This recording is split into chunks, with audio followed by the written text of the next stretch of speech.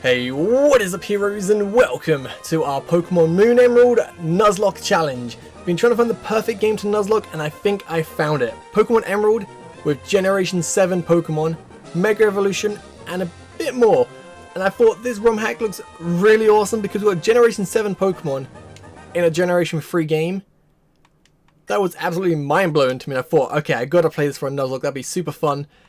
There's another game I'm planning to Nuzlocke, but I've got to do a few things to that game because that Nuzlocke is going to be incredible. But this one right here is looking so cool because Professor Birch, bring out your Pokemon, dude, because we all want to see the cute little Rockruff.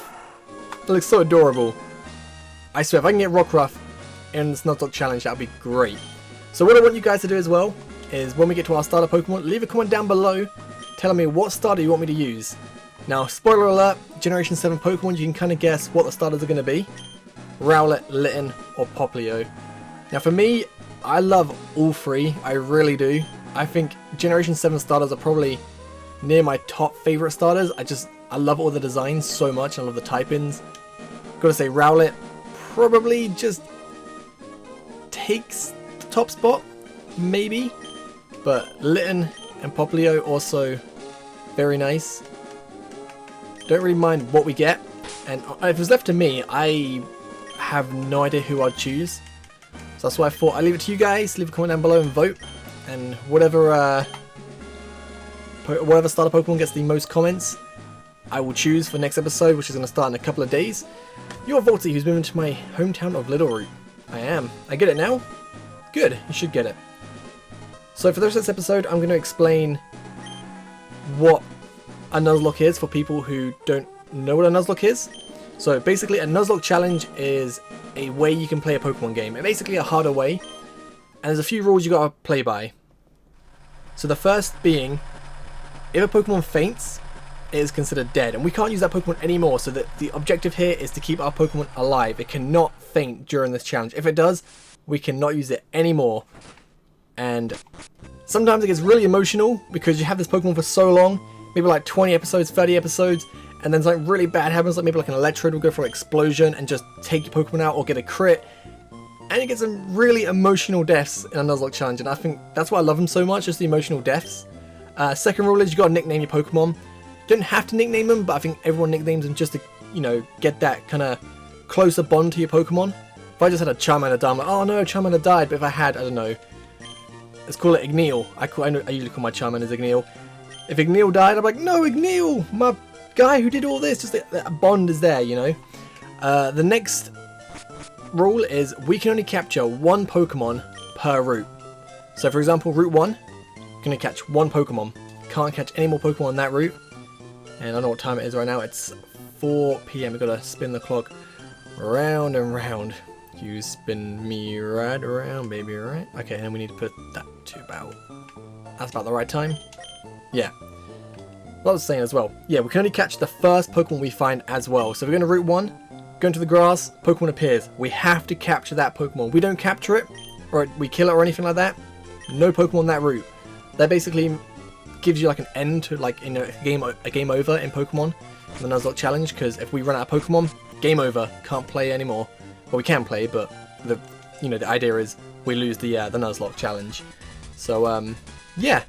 Looking pretty fun. There is a few more rules which will be in the description down below you can check out, like Dupe's Claws. If somehow, you know, just so we find a Rockruff Route 1, then Route 2 we find another Rockruff, we don't have to capture the second Rockruff because we already have one, and just stops the team from being, you know, usually you'd have that so you wouldn't have a team of Geodudes or Zubats because they're really common in Pokemon games. Although if I did find a second Rockruff, I would capture it so we can have a day form and a midnight form. I think that'd be pretty awesome. I don't know, we've got to see May 1st, don't we? It's been so long since I played a Generation 3 game. Or like, you know, a main story game. So kind of forgetting what I gotta do. Yo, what up? Oh, hello, and you are? Okay, oh, you're HeroVoltsy, our new next door neighbor. Hi. Another rule I also play by is the shiny rule. Not sure if it's an official rule, but it's what I play by.